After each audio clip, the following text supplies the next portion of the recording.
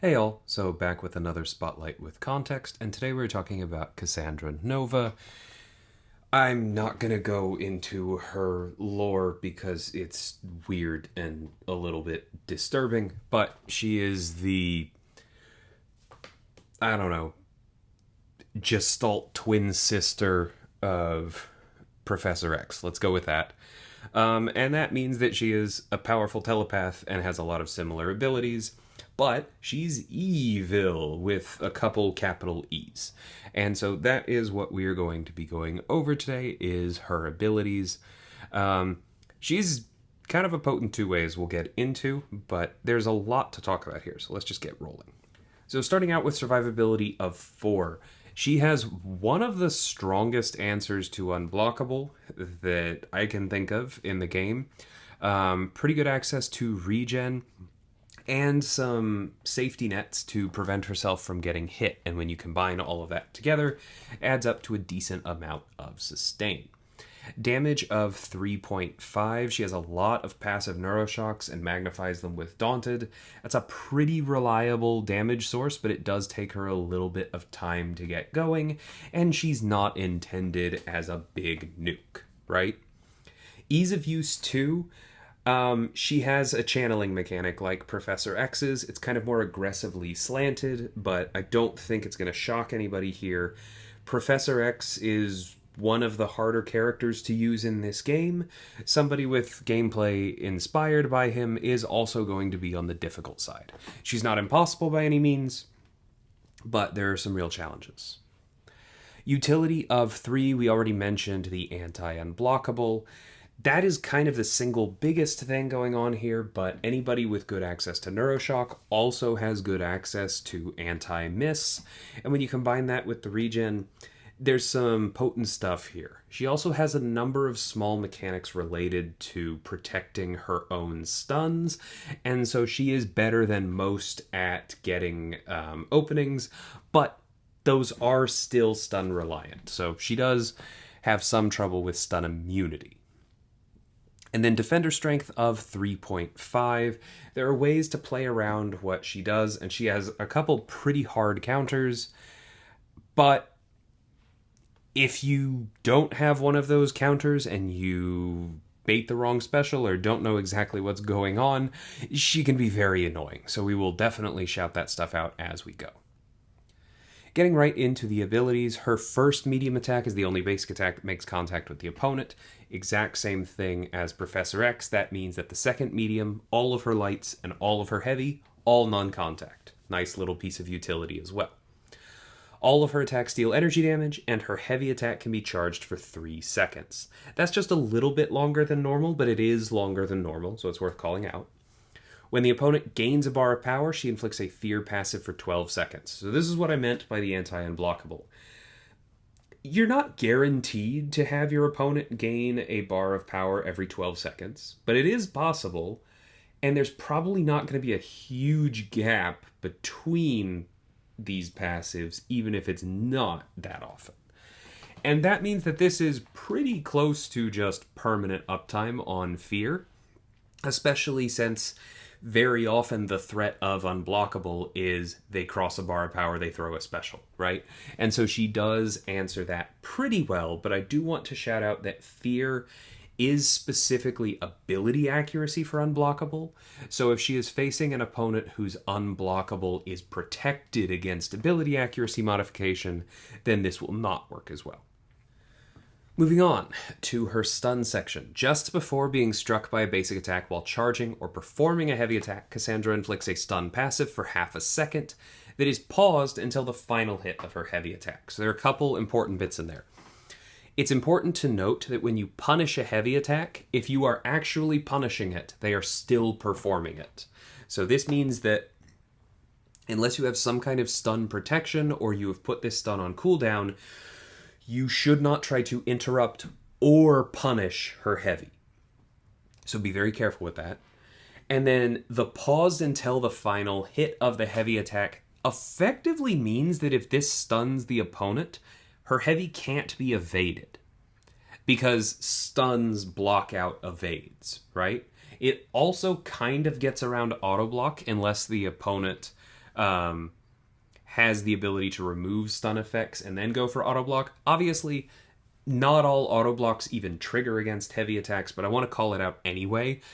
Having the opponent stunned as you are hitting them is actually a pretty powerful piece of utility in her favor.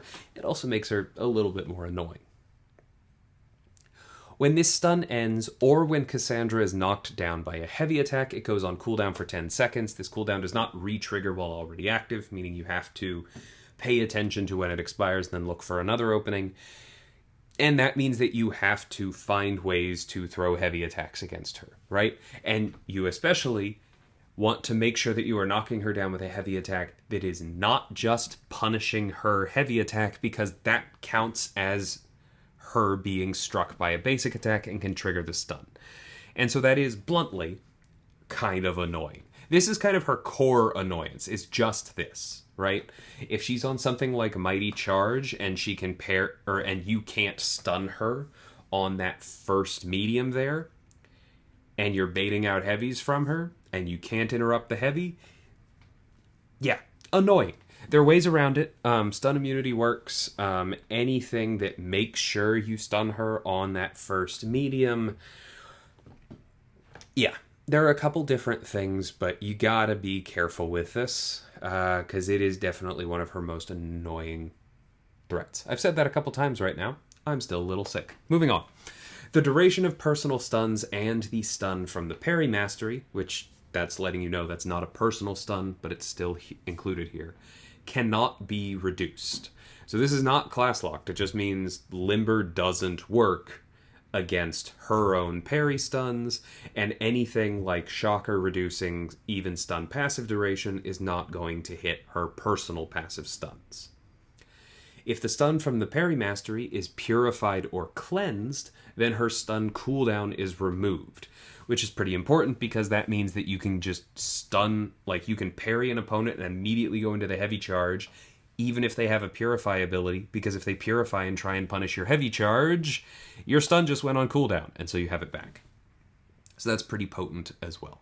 That is definitely more for an attacking Cassandra.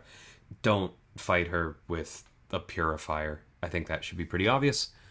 Moving on, these next two bullets are only active against skill champions. A skill opponent's maximum regen rate is always equal to their percentage of remaining health, and their disorientability accuracy is reduced by 100%. So note that this is remaining health. So if the opponent has 75% of their health left, their regen rate is 75%. If the opponent has 1% of their health left, their regen rate is 1%. Now, this does not override opponents who have their own minimums, right? So Atuma, Patriot, Kingpin, Daredevil Hell's Kitchen, they put a floor on their regen rates, and Cassandra will not be able to take it below that. But she is otherwise imposing a maximum, and against anyone who doesn't have that floor, this can go all the way to 0. But note that this is just setting the maximum, right? This is not itself a reduction. If your opponent is at 50% when you're playing with Cassandra and then you apply a bunch of debuffs to them, Despair is not going to take them down 100% from 50%. This is just putting a ceiling on it. It is not a reduction, to say that again. But, moving on, when an opponent, again a skill opponent only, with a regen effect is Neuroshocked, inflict a non-stacking marked passive for 10 seconds, which is then paused while she's channeling or during her special attacks. So this is kind of a niche effect because it's not very good against a single strong regen, but if you're fighting a skill opponent who is gaining multiple regens, and you are able to Neuroshock them while one of those is already active, then that marked is going to stop further regens from coming online, and in certain cases you can potentially even use that marked to get around indestructibles or maybe death immunities. That one's going to be harder, but there are some cool use cases for this for sure, and as the spotlight calls out, this is particularly good against something like personal space regen in Alliance War. Next section, Daunted Passives. She can have up to 25 of these. Each of them lasts 15 seconds and has a potency of 9%. So quick math, that means that her maximum potency is 225% on her Daunted. As a reminder, what that means is that during her special animations, and just her special animations, the opponent takes 225% more damage, meaning that damage is a little more than tripled during her special attacks when she is at full ramp. So that's pretty significant. These are paused while channeling, during her special attacks, or while the opponent is blocking. Again, she has that aggressive slant to her abilities. And we'll talk about channeling soon, don't worry.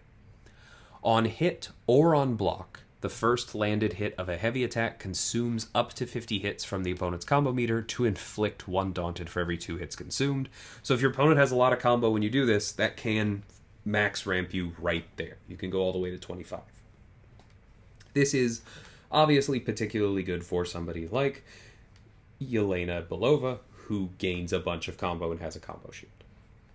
If Cassandra is struck while 12 or more personal Daunteds are on the opponent, or struck at all while she's suffering from shock and fighting a tech champion, then 3 personal Daunteds are removed. So if you can't bring a tech champion with shock, then you have to let her get up to 12 before you can strip the Daunteds off. But if you bring a tech champion with shock, then you just need to hit her, and you can keep these nice and low. So, channeling. Main event, similar to Professor X in a lot of ways, but definitely different. While charging a heavy attack, and at the end of her specials 1 and 2, Cassandra channels for up to 3 seconds. So there's going to be a little icon on your HUD that's showing you that full duration.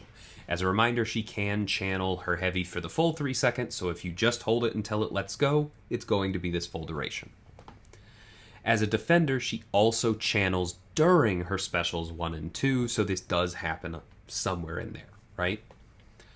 Channeling increases the opponent's aggression, so they will try to hit into you. This is particularly important if you're charging your heavy attack, because that stun will protect you when it's not on cooldown. And inflicts 1 personal Daunted every half second. So if you channel that full 3 seconds, you get 6 Daunted. If struck while channeling, 50% of Daunteds inflicted since it started are removed. So you still get something for the risk you took, but you also get punished for being hit.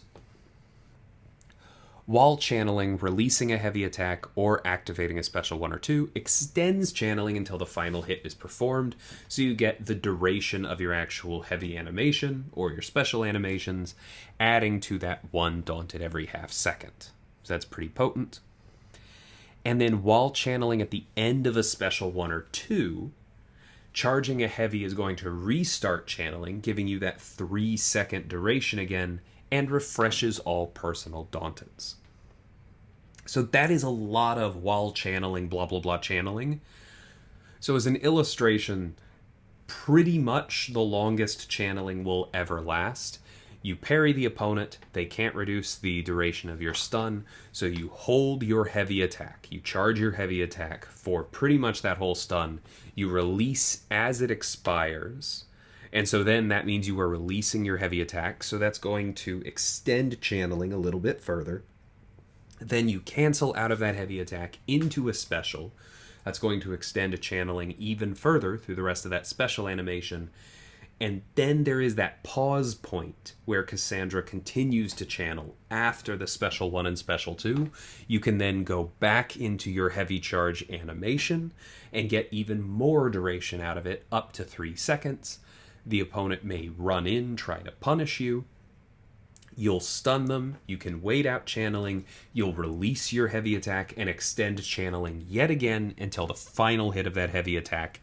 And then you have to go chill for a minute because your stun is on cooldown and you have stopped channeling.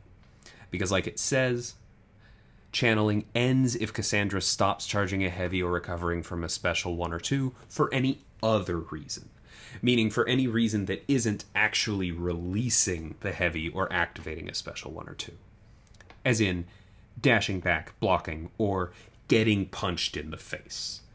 But the way she wants to do this is heavy charge into either heavy or heavy into special, and then ideally, as long as that stun is on cooldown or you have some other reason why it's not stupid to charge a heavy, you charge a heavy again after the special.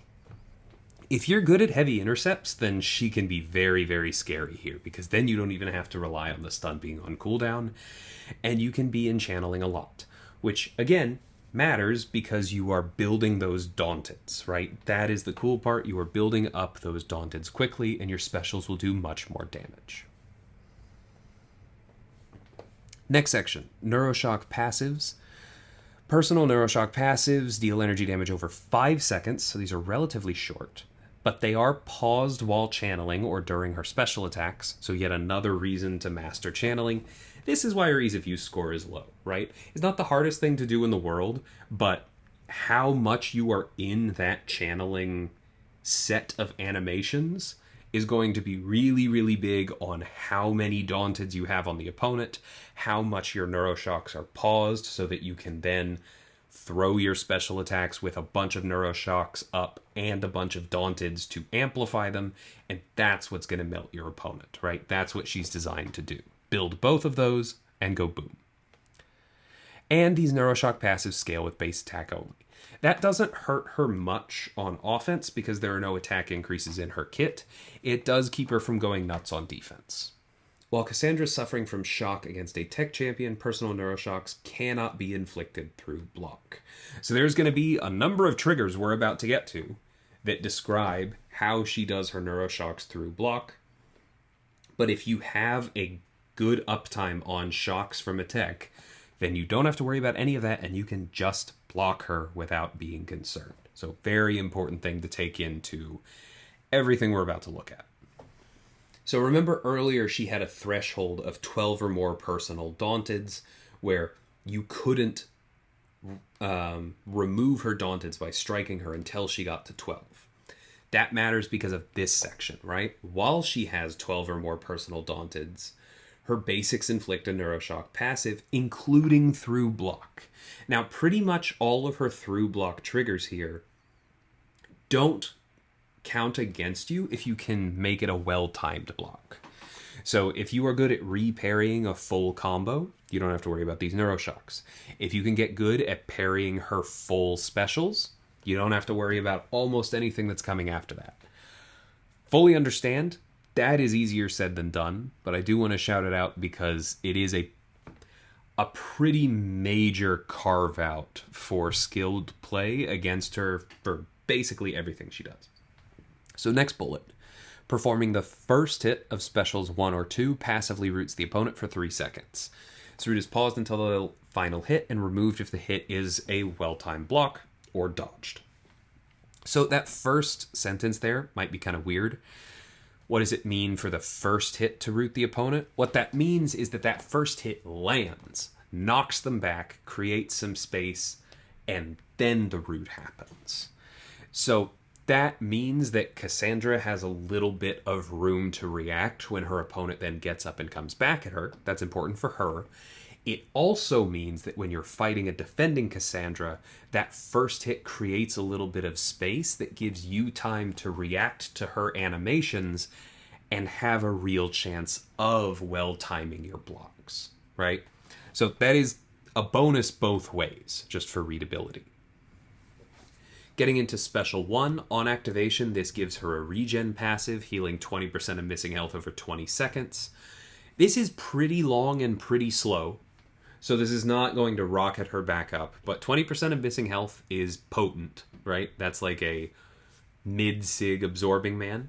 And she can stack this up to 5 times. So if she throws the Special 1 back to back, she doesn't override a previous regen. She can let that finish, and she gains a new one. The new one will probably be smaller because her health has gone up, but this does mean she has some pretty significant regen potential, and that is reflected in her sustainability score, right? While these regens are active, her regen rate cannot be reduced below 0. So it can be zeroed out, but she can't have this regen be used against her. I want to shout out, this is also kind of cool for, niche interactions. Like in Alliance War right now, there's that calcify node. Very often, officers are telling people, make sure you remove willpower before you head into a calcify fight, because the petrifies will turn your willpower against you. this would counter that, right? Because you're not going to be gaining the benefit of these regens. Your regen rate will be 0, but it won't be below that. So kind of a cool little application of that. And then the first and final hits of the special one inflict 1 personal neuroshock. These can be inflicted through, again, here's the theme, non-well-timed blocks. So that's only 2 neuroshocks in the special one. It doesn't ramp quite as quickly as the other things, but you still can extend channeling through it, so you can be ramping Daunteds while you're doing this, and it does give you that regen. Special 2, each hit that strikes the opponent, or a, say it with me class, non-well-timed block, inflicts 1 personal neuroshock. If 2 or more consecutive hits are well-timed blocked or dodged, remove 1 personal neuroshock. So if you learn her animation well enough to parry all of these hits or to dodge all of these hits, you can actually use this against her and remove neuroshocks that are already on you. Again, easier said than done, but nice opportunity there. And then when the opponent or a non-well-timed block has been struck 3 times, inflict a reverse controls passive for 3 seconds, paused until the final hit of this attack. So this is not consecutive ones, right? This attack has 6 hits. If half of them hit you, your controls are going to be reversed. Not for a long time, but enough to be annoying for sure, right? And so it can add some insult to injury. But the other thing that this means is that that gives you a goal, right? Even if you know you are if you have to push her to the special 2, and you know that you're not going to fully conquer this, you're probably going to get a neuroshock on you, what you can try to do is aim for, let's say, block, parry, parry, block, dex, dex, or something like that, right? Because that would put 1 neuroshock on you, and then that would be 2 consecutive hits, so you would remove that neuroshock. Then you would block 1 more time, but still not 3, so no reverse controls. And then that would be 2 consecutive dodges, and you would again remove a neuroshock, and so you would come out the other side of that special attack taking almost no damage. Again, I know easier said than done, but because I know things like reversed controls and root and damage through block have a way of eliciting strong emotional responses, I'm trying to help y'all out here. On offense, this basically just means throw the special 2 and it puts a bunch of neuroshocks on the opponent, and yay! So it's a lot simpler there. And then special 3, this is kind of her alternative cash out. Now, I'm immediately going to say, I think this first bullet here is actually worded a little bit backwards. She deals a big burst of damage that scales with each Daunted she has, and then consumes all of them. So that burst of damage is going to benefit from the Daunteds because it is occurring while they're still there and looking for them, and then it's gone. I reserve the right to be wrong on that, but I did check the code and I'm pretty sure that's what's happening. I will fully admit I don't remember playtesting her special 3. It's been a busy summer.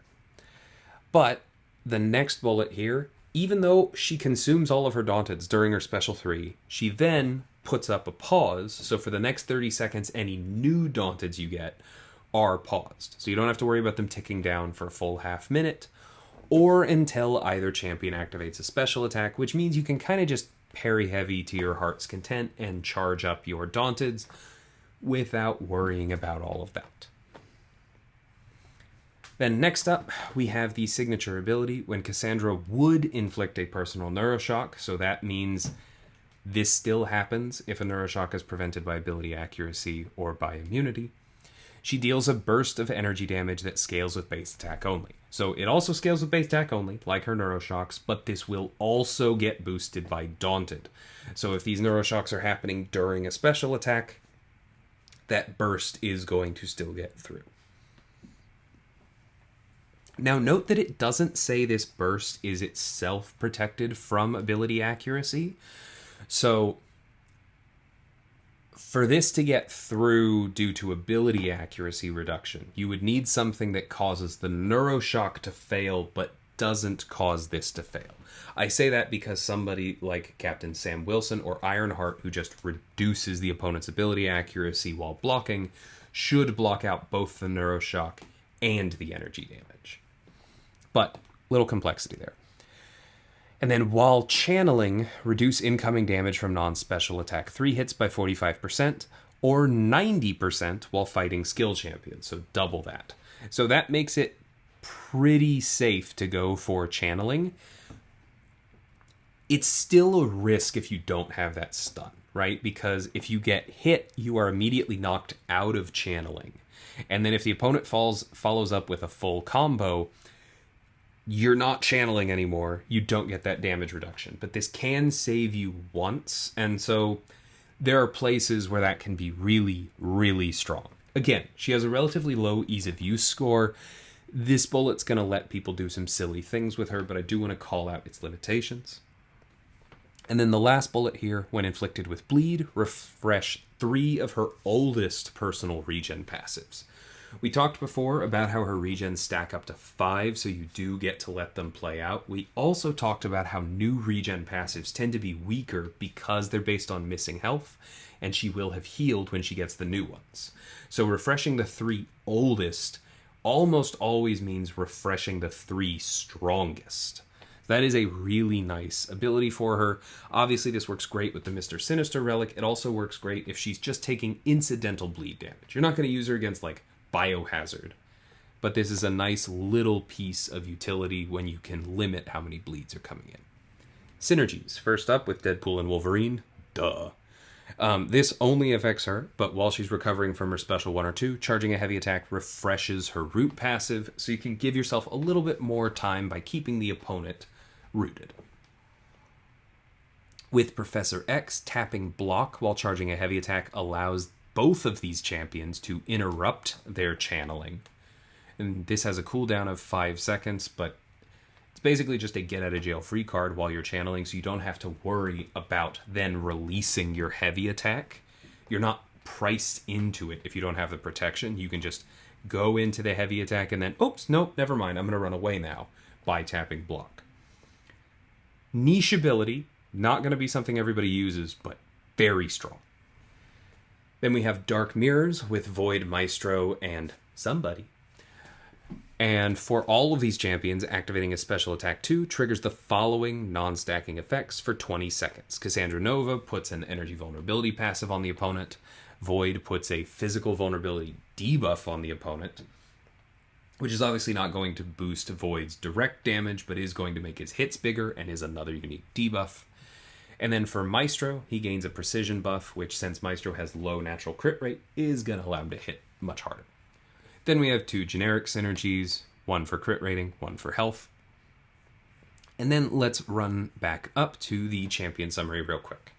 Cassandra does have a lot of abilities, and to use her to her fullest, which, as a reminder, is difficult, takes understanding a lot of those nuances and clauses. But at its core, using her as an attacker is basically charge heavy attacks to inflict Daunted, bait the opponent into being stunned. Special 1 gives you regen. Both specials inflict Neuroshock. While recovering from a special, you can also charge a heavy to refresh all your Daunteds and keep channeling. And when you have 12 or more Daunteds, your basics inflict Neuros and your specials inflict Root. That's an important threshold for you. As a defender, she stuns the opponent when you try and hit her during her heavy. Bad. She also inflicts Daunted during her heavy and specials. When she gets to 12 or more Daunteds, the first hit of Special 1 and 2 inflict Root. Again, an important threshold. Specials 1 and 2 inflict Neuroshock. Special 2 can also reverse your controls if 3 of its strikes hit, but well-timed blocks can save you.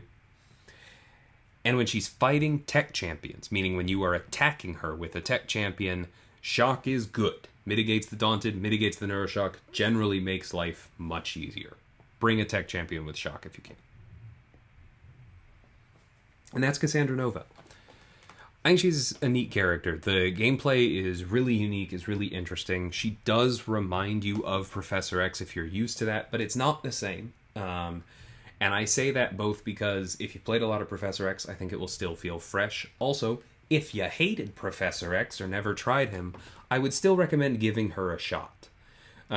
It's an interesting kit. It is different enough to definitely offer some new things. And there's some nice utility in here and some real damage. And then, obviously, a certain number of people are just going to stick her on defense.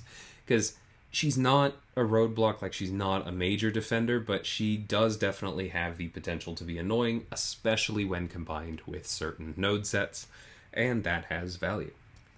So I'll see y'all in the comments, and until next time, thanks so much for watching, and take care.